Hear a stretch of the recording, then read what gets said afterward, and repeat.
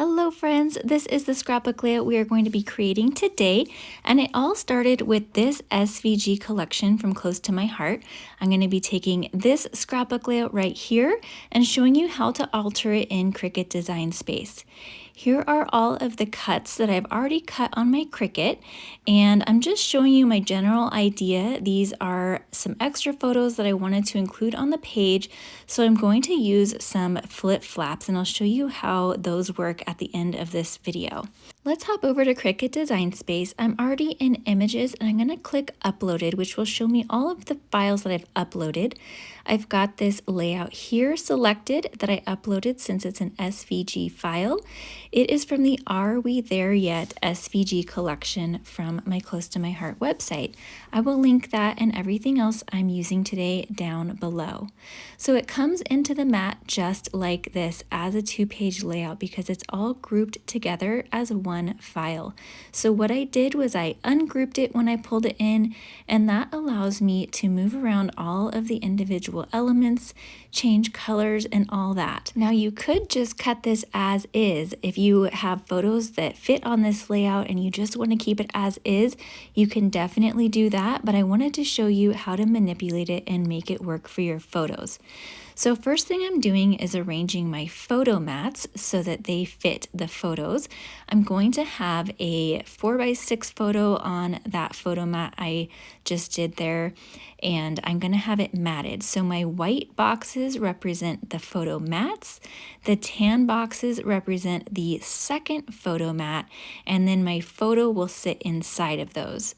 Now I'm just duplicating these 3x4 boxes because I want to have three 3x4 photos going down the bottom here. I'm just going to move some of these other elements out of the way because I'm not sure yet where those are going to go. In fact, I'm going to move a lot of these little embellishments out of the way as I work because I want to focus on these photo mats and where the photos and title are going to go first. And then I can bring in all of those other elements. So you notice as I'm moving things out of the way, some of the items are kind of coming apart that should be grouped together. And I'm going to go back in later and move those together and group them together so that I can move them as one piece.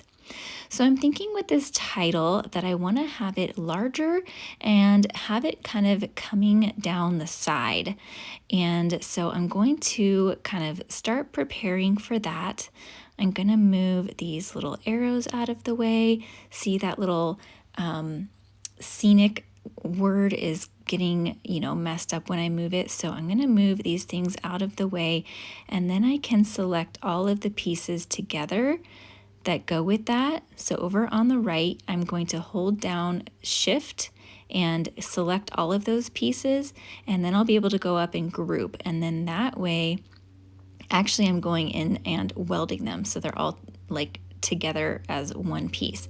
And then I can move that together. And I'm going to do the same thing with this Best Day Ever eventually too.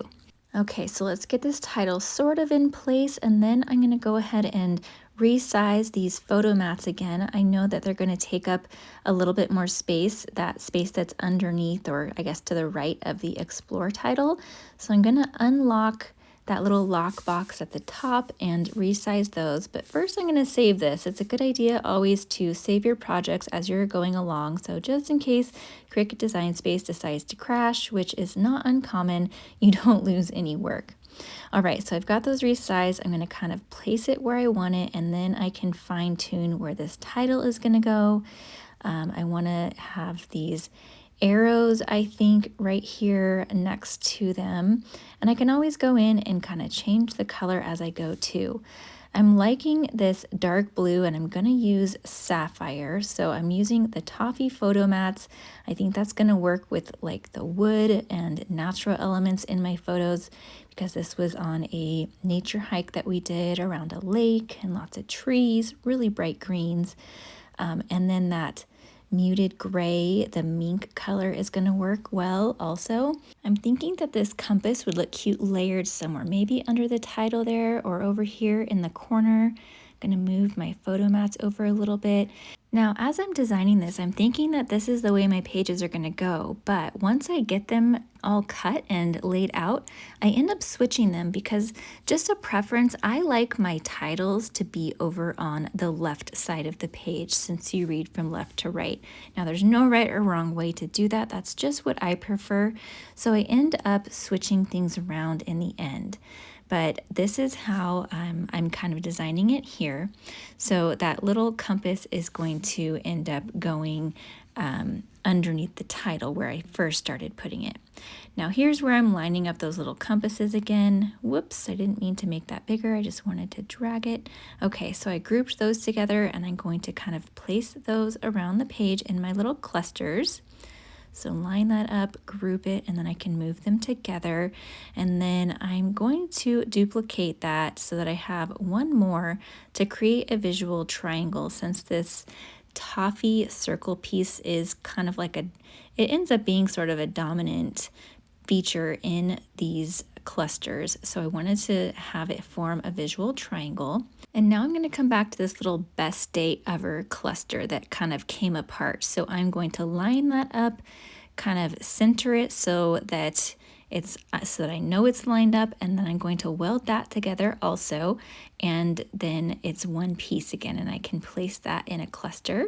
Now I'm going to turn my attention to these trees. I think they're so cute and I want to have more than these. So I'm going to start changing colors and duplicating them. I've got an evergreen color, and then I'm going to add a lighter green color as well so that I have evergreen and avocado on my layout.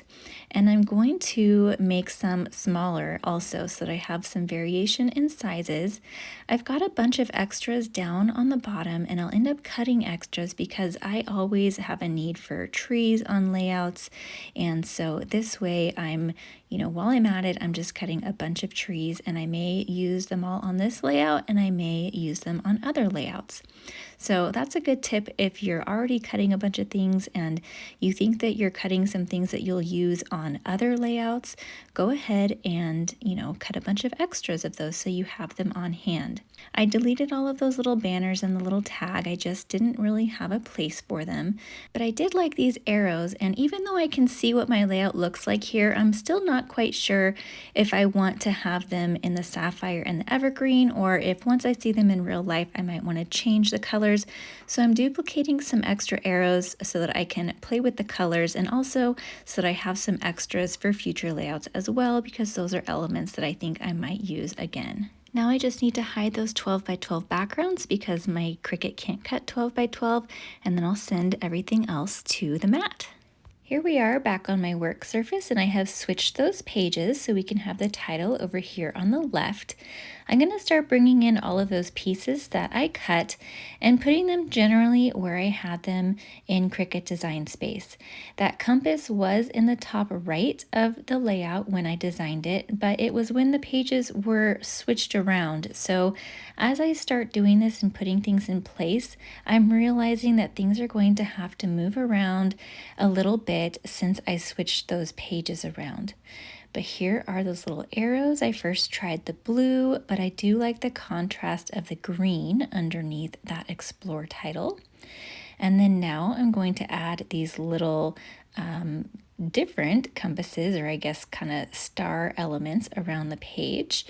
And because I switched those pages again, I want to keep the visual triangle. So I'm having to move things to be in a little bit different spot than they were in Cricut Design Space, because when the pages were flipped, they were in a visual triangle that way, but it kind of messes with the visual triangle when you switch your pages around. I'm going to move these over just a little bit, trying to get that cluster up in the top right, but this is where I start to realize that I think I have too much in that top right cluster because of the switching of the pages again. So I am going to move those around, but I do really like these tree elements. They are really great fillers, and I also like all of the circle elements. They're adding a nice contrast to all of the square, or actually rectangles in the photos, and the sort of triangle look that's in in the pine trees.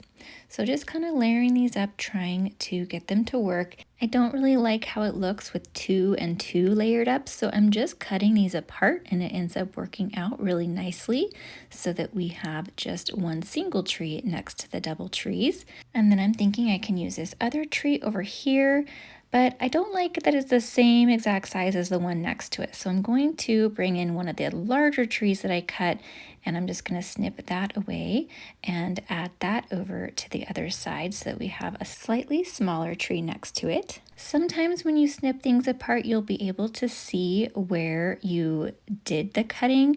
So you might have to kind of hide that like I did right here. I just tucked that behind the photo and you're not going to be able to see where they were cut apart. And then it also helps to add some extra kind of dimension to your layout to have things tucked behind the photos and on top of the photos. So I'm going to add the compass right here, sort of underneath the title and the photos, and I'm really liking how that's looked. We've got a lot of fun layering going on. And now we have everything in place. I'm liking how this is looking, and I just want to add a few extra little details. I've got a mix of sequins out, and I'm just adding some of the white, silver, and iridescent ones. I'm using this pickup tool that has a wax end, and what I love about this one is that you can sharpen it just with a regular pencil sharpener, so when it's not sticky anymore, you just give it a little sharpen and it brings some new wax to the tip and it just stays sticky. I'm using some micro glue dots to glue these sequins down. Sometimes I'll use liquid glue, sometimes I use the micro glue dots, which are super, super tiny. Just kind of depends on my mood. I was in a micro glue dot mood here. Now before we add the flip flaps, I just want to give you a close-up of how this is looking. It came together very quick and easy. Notice that the white background pages, those little arrows are actually pointing up. In the original, it had them pointing to the side, but I wanted them to look kind of like mountains since we were hiking. All right, let's move on to these flip flaps. I've got a 4x6 and a 3x4, and I have my two photos sandwiched together. The one that we'll be lifting up is upside down because once we lift it up, it will need to be upside down. You're going to just put them into your flip flap together.